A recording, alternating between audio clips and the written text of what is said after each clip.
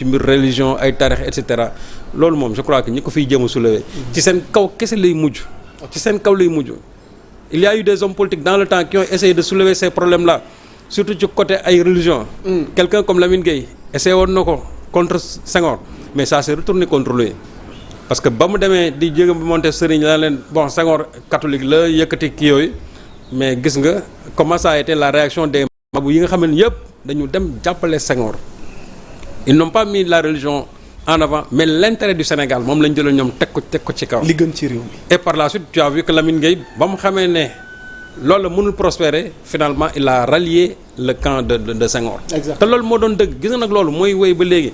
mais tey bu ñu bëggee jël affaire Farba quand je vois certains chroniqueurs bëgg a soulever kii yooyu. dinañ ci ñëw waaw mais xam nga man jàpp naa ne ñooñu du ko def ñooñu du ko def c'est parce que tout simplement dañoo xamul comment cette société sénégalaise. exactement parce que ña ngay def. ñoom seen wàllu bopp ñoom dañoo am ay mbokk yoo xam ne ni dañoo soit ay wolof lañ. soit ay joolaa lañ soit ay séeréer lañ soit ci benn mais loolu mooy wax bi waaw comme que nag loolu ñoom xam nañ ko. il ne faut pas essayer de jouer quand même sur la fibre ethnique. c'est important. surtout que Aïssata Tall Sall encore une fois c'est une femme de droit moom xam na lan la yoon wax ci ñiy yëkkati question yooyu. nañu défendre seen client Farba am nañ ci droit nañ ko défendre ba tëdd ci naaj bi am nañ ci droit. mais su fekkee ne da nga bëgg a soulever maintenant des questions ethniques c'est comme si yow amatoo benn argumentaire juridique bu doy pour nga war a mën a défendre sa client. parce que bu fekkee ne yow sa client dañ ko tooñ. wala nga jàpp ne dañ ko tooñ wala nga jàpp ne dañ ko bëgg a tooñ. tu as des argumentaires juridiques yoo xam ne war nga ko mën a teg ci taabal ji te Aïssata Tall Sall elle est solide juridiquement pour war a mën a convaincre en tout cas la non culpabilité en tout cas de Farba Ngom mais il faut fi yëpp excès guñu fi et dans ce dossier là. Il y a rien d'ethnicisme dans ce dossier. Farba a été convoqué. Il y a pas de politique également. Non benn politique nekku ci parce que les gens. parce que am na lu ñu taxé Ousmane Sonko période de campagne. bi ne woon na Farba. tey ngay mujj. waaw mais xam nga Ousmane Sonko. noo jàngatee loolu. Ousmane Sonko c'est un homme politique. li ñuy tudd Sonko ci dossier bi. jàpp nañ ni derrière ce dossier vu kàddu yi mu yëkkati lors de la campagne. est-ce que du looloo tax ñu bëri jàpp ni moo indi politique bi dégg naa sax grand PSK ne oui le discours de Sonko a complètement pollué non le discours de Sonko n'a pas du tout pollué ce dossier là. Ça n'a rien à voir gis nga affaire Farba. bañ ko commencé tëgg du tey Ousmane Sonko c'est un homme politique su ko neexee mu dem dans ki daan ne woy Farba yow c'est la dernière fois que ngay nekk nangam ak nangam ak nangam loolu on est dans la politique. mais ça n'a rien à voir avec ñi nga xam ne tey ñoom ñoo yore justice bi te man jàpp naa ne amul kenn ku ci Ousmane Sonko tey mën a wàññi loxoom pour mën a en tout cas influer sur une décision de justice. loolu moom j'en suis absolument certain la preuve li nga xam ne mooy xew depuis un certain temps da ngay gis fii ñu jàpp la wala ñu ne ay instructions ñu yóbbu la flagrant délit bu ñu yóbbu flagrant délit ñu ci bëri ils ont bénéficié de liberté même su fekkee ne am nañ sursis. mais sous le régime de Macky c'était impensable sous le régime de Macky il y avait même pas de procès dañ lay jàpp pour un rien ñu ne la instruction c'est-à-dire que pour tëj la foofu man ba ñoo jàppee lan lañ ma wax ñu ne ma instruction donc je m'étais dit que au moins moi je vais faire 6 mois en prison lu mu dee dinaa fa def lu mu mel juróom benn weer comme tant d'autres ñi jàppoon patriotes yi ñu jàppoon ñëpp instruction lañ leen yóbbu ñi nga xamante ne même dañ leen jàpp en flagrant délit ñëpp dañ leen jël yóbbu leen instruction ce qui signifie que l'exécutif était derrière toutes ces décisions de justice là ne serait-ce que pour mën a naxaral patriotes yi. Or aujourd'hui tel n'est plus le cas. Ousmane Sonko la mu waxoon ci campagne bi ça n'a rien à voir avec ce qui est en train de se passer li yenn yi wax ko sax c'est insulter même magistrats yi nga xam ne ils ont en charge ce dossier là ça n'a absolument rien à voir man li ma bëgg a xam mooy. ñoom li ñu waroon wax moo di.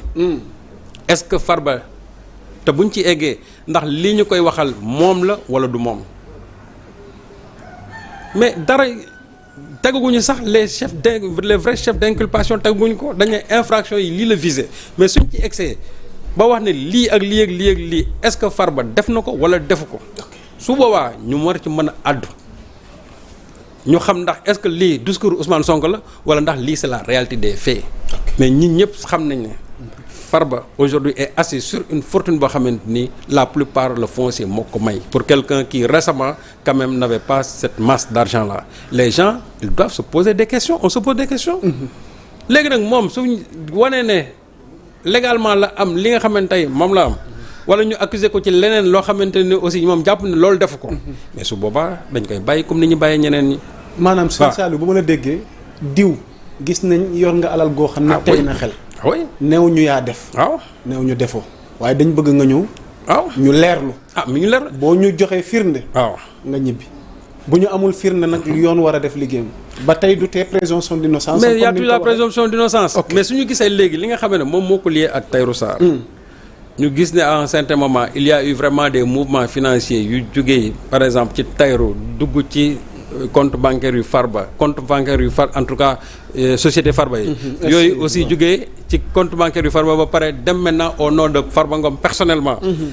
te loolu sax en un temps record mu nekk ay mouvements financiers yoo xam ne nii sentif loolu tey na xelam ñoom ñu gis ko teg ci. wax ci li nga xam moom lañ ci war a wax. parce que ñoom aussi loolu mooy seen liggéey. mais su boobaa ñoom nañ expliquer lan moo indi mouvement financier yooyu. ak xaalis bi ñu jëloon yóbbu ko maintenant dans les kii de change là lan moo tax ñu xaalis bi ñu ko doon changer. loolu lépp ñoom dañ ci war a wax. et finalement aussi xaalis boobu nga xamante ne moo nekk entre Tahirou Sarr Farba Ngom mais fan la jëm encore. keneen kan moo ciy taxe loolu aussi c'est des questions que les gens sont en train de se poser. mais yoon la boo gisee une somme d'argent aussi importante en un temps record muy en tout cas dugg ci loxo yenn nit ñi te xam nañ ne c'est des gens qui dans le passé ñoom amuñu woon fortune bu toll noonu mais quand même il faut se poser des questions nag loolu c'est le rôle vraiment de la justice. waaw te Farba Ngom moom loolu aussi nëbbu ko fii li ñuy wax yëpp Yaa Moussa dafa am traçabilité. dafa am traçabilité. et ce qui est sûr et certain mooy dina jéggaani Sénégal parce que bon il y a des comptes yoo xam ne quand même qui sont hors du pays voilà il y a des comptes qui sont hors du pays te foofu aussi gis nañ ne y a eu beaucoup de mouvements financiers voilà.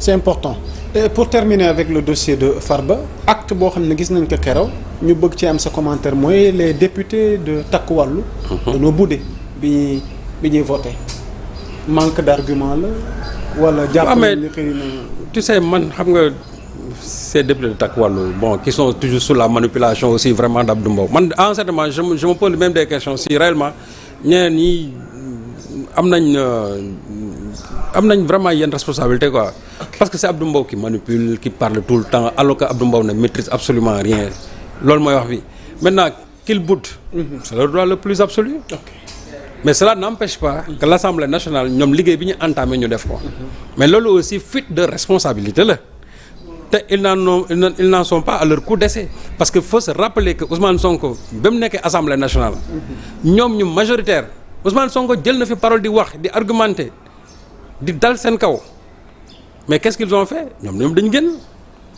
ils sont sortis donc ça signifie que ñoom loolu ils sont coutumiers des faits aujourd'hui ils sont la minorité mais ils sont coutumiers des faits donc aujourd'hui qu'ils sont dans l'opposition ñu def ko bañ nekkee même dans la majorité ils l'avaient fait donc ça ne doit surprendre personne mais le faire simplement ça signifie que tu es à court d'arguments parce que on est dans un parlement et quand on dit parlement ça veut dire que il faut parler foofu c'est pas la bouderie moom mooy régler problème bi foo xam la ma régler problème bi mooy nit wax nga wax parce que tu es dans le parlement da nga war a wax nit indi ay idée nga indi say argument teg mais su fekkente ne yow da nga am koo jàkkaar loolu mu wax tu es à court d'arguments nga ne nañ leen génn waaw ça signifie que tout simplement que amu leen lu ngeen wax man du ma nekk dans un parlement nga xam ne dañ ma fa yónni man pour ma toog di mën a jàkkaarlu askan bi di wax nit di wax sama naataango di wax je ne partage pas ce qu'il est en train de dire la meilleure attitude mooy xaaral ma génn bàyyi la fi. n'est-ce pas une façon de dire non à l'acte qui. waaw mais la meilleure façon.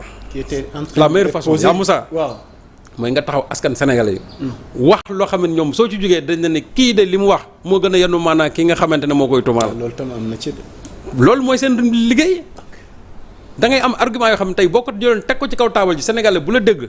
dina ne ah kii de lii mu wax nii moo gën a yanu maanaam li nga xam ne ñun ñoo koy tumaal et su boobaa nag tu vas renverser la tendance mais nag bu fekkee ne yow ñee dañuy wax nga ne léegi la meilleure attitude mooy xaaral ma ñëw génn assemblée nationale bi mooy que donc ñun amuñu lenn luñ ciy wax et loolu day dëggal li nga xamante ne moom la ñu bëgg a tuumaal Farba Ngom moo tax pour man ça a été une attitude irresponsable te ñenn ñoom dañ ko def simplement par suivisme parce que yooyu yëpp Abdou Mbow moo koy concocté et moi je me dis que Abdou Mbow moom il faut le laisser tel quel parce que moom il était comme ça étant dans la majorité il était comme ça dans la minorité aussi il sera toujours comme ça mais nit nag boo demee ci parlement da ngay am sa flag fayda bopp man quand j'appartiens à un groupe am na yenn attitude yoo xam ne du ma cautionné parce que aussi sama xel laay demee su fekkee ne je suis dans un groupe où les gens disent que damay génn assemblée nationale du ma génn j'utilise des arguments parce que wax moo tax ma ñëw ci assemblée nationale bi ñii suñu waxee ma am loo xam war naa leen ko mën tontu damay wax mais du ma leen wan ginnaaw parce que boo leen wanee ginnaaw ça montre que yéen vous êtes à court d'arguments et c'est ce qu'ils ont montré la fois passée. C'est important. Malheureusement ça a été un couteau qui s'est planté dans leur propre ventre. Sëñ Saliou, pour terminer avec le dossier Farba donte levée bi am na ba noppi danoo gis koo xam ne gëjoon nañ ko